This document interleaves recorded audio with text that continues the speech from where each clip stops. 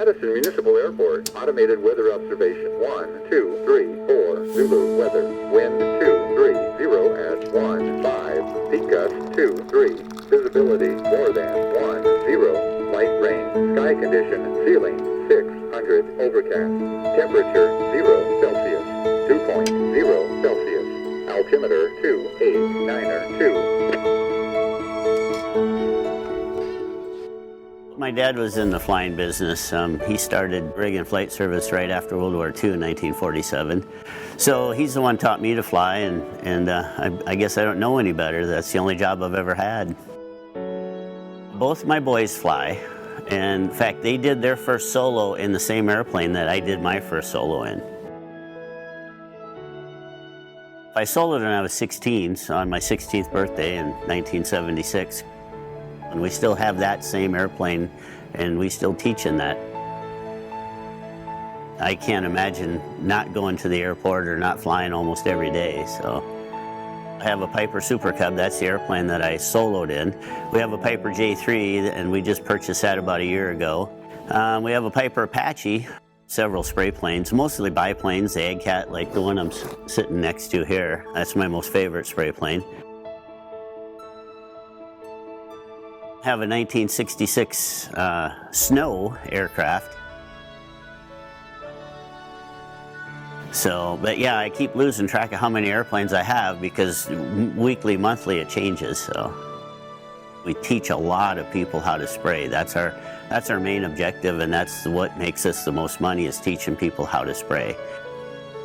I enjoy giving flying lessons, and of course now I'm a pilot examiner, so our greatest joy anymore is you take a person who is literally in a week or two has no idea how to start an airplane and teach him how to fly and watch him do his first solo.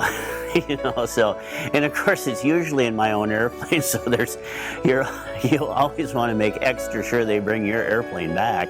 Well, like today the weather's really bad, so when you look out, we try to explain to the student it's always better to be on the ground wishing you were up there than up there wishing you were on the ground. My whole goal in life was to be a spray pilot, but I became a flight instructor right away when I was 18, and I've been spraying since I was 18, so you know, that's like 38 years. In the meantime, I went and got a multi-engine rating, and then I flew freight for a while, UPS freight, did that like 6 winters in a row.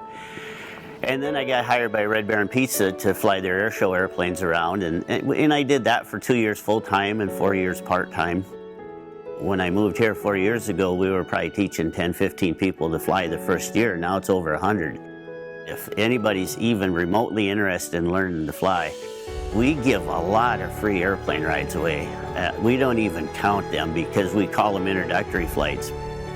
When you do your first solo, we always cut your shirt tail off. And how that tradition started, we don't know, except for the airplanes that were used in World War I, and the first training airplanes were open cockpit biplanes. They didn't have intercom, so a lot of your learning to fly was actually tugging on your shirt tails or hollering at the guy. So when the guy would solo, they would cut his shirt tail off because the instructor wasn't there anymore to pull on his shirt tail to tell him he was doing something wrong.